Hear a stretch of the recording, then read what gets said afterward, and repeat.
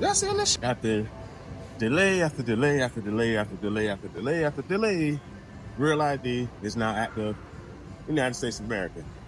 What does that mean? I know some of y'all looking at your ID like, hey, I got the real ID already. No.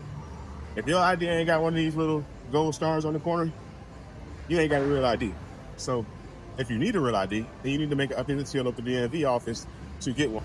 The requirements to get a real ID are basically the same as to get a regular ID, but it's just basically an update to make sure that you are real ID compliant, meaning that you got that gold star on your ID.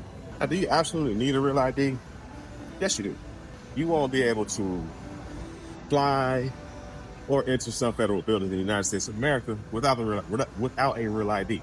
Now, let me back up.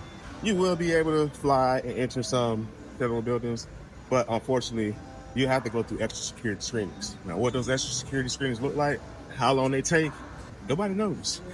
And as this is a new process, it could take hours. Now, imagine if you got a court hearing and you don't have a real ID, and you go to the courthouse to do your hearing, and since it's a federal building and you don't have a real ID, and they say, hey, you got to go through extra security measures, there's a good chance you might miss your hearing.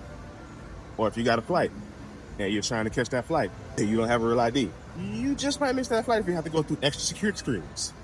So save yourself the hassle, save yourself the problem, save yourself the complaining, and go and get a real ID, y'all.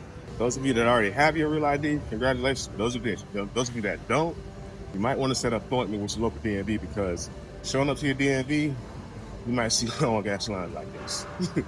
If you take a look, you can see just how long this line is. You actually can't even tell how long the line is because it actually stretches all the way around the corner. We can't even see the DMV office itself from where we are, sort of near the end of the line here. The first person in line told me he got here at 8 this morning, and there are many, many more behind him. If you take a look at some video of what the situation looked like a little bit earlier, you can see there some people brought chairs to sit on, some people brought iPads, things to do while they wait. Starting on Wednesday, you will need a real ID or other form of identification like a passport to fly or get into some federal buildings. We saw wait times last week at some DMV offices in Raleigh of more than 3 hours, and people here tell me they are prepared to be here most of the day. Now, I will tell you, a DMV official just came outside and he said they are not doing the QR code method, which you may be familiar with, where people scan their phone, they get a code, and then they can wait in the car. He says people will be waiting in line, and then they will take groups in of about 15 at a time, have them sit down, and then get the real ID.